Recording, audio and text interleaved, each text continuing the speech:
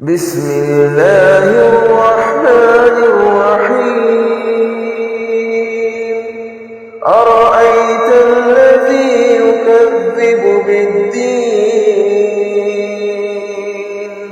فذلك الذي يدعو اليتيم ولا يحض على طعام المسكين فويل للمصلين الذين هم عن صلاتهم ساهون الذين هم يراءون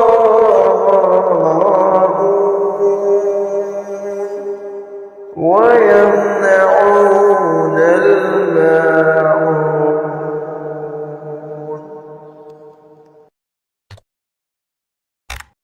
کیا تم نے اس شخص کو دیکھا جو روزے جزا کو جھٹلاتا ہے؟ یہ وہی ہے جو یتیم کو دھکے دیتا ہے اور مسکین کو کھانا کھلانے کی ترغیب نہیں دیتا۔ پس ہلاکت ہے ان نمازیوں کے لیے جو اپنی نماز سے غافل ہیں، جو دکھاوا کرتے ہیں اور معمولی ضرورت کی چیزیں بھی روک لیتے ہیں۔ کیا آپ جانتے ہیں قرآن میں ایک ایسی صورت بھی ہے جس میں اللہ نماز پڑھنے والوں کو بھی وارننگ دیتا ہے؟ سوچنے کی بات ہے، ہم نماز تو پڑھتے ہیں، لیکن کیا ہماری نماز ہمیں اللہ کے قریب کر رہی ہے یا صرف عادت بن چکی ہے؟ کیا کبھی ہم نے سوچا کہ ہماری عبادت قبول ہو رہی ہے یا ہم خود کو دھوکہ دے رہے ہیں؟ آج ہم بات کریں گے سورۃ الماعون کی، ایک ایسی سورت جو ہماری روح کو جھنجھوڑ دیتی ہے اور ہمیں آئینہ دکھاتی ہے۔ اللہ فرماتا ہے، روزے جزا کو جھٹلانے والا کون ہے؟ کوئی کافر؟ کوئی ملحد؟ نہیں، وہ جو یتیم کو دھکے دیتا ہے اور مسکین کو نظر انداز کرتا ہے، یعنی جو انسان اللہ کے بندوں سے بے رحم ہو، وہ دراصل آخرت کو جھٹلا رہا ہے۔ سوچئے، اگر دل میں آخرت کا یقین ہو تو کوئی یتیم نظر انداز ہو سکتا ہے؟ یہ صورت ہمیں بتاتی ہے کہ دین صرف مسجد تک محدود نہیں، دین انسان کے دل سے شروع ہوتا ہے۔ یتیم کا آنسو اور مسکین کی بھوک، یہ اللہ کے دربار میں بہت وزنی ہے۔ دوستو، سورۃ الماعون صرف حقوق کی بات نہیں کرتی، یہ عشق الہی کی صورت ہے۔ عشق کیا ہے؟ محبوب کی ہر چیز سے محبت۔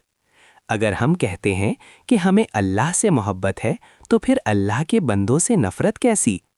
اللہ کو یتیم پسند ہے، اللہ کو مسکین عزیز ہے۔ جو ان کا دل توڑتا ہے وہ اللہ سے عشق کا دعویٰ جھوٹا کرتا ہے۔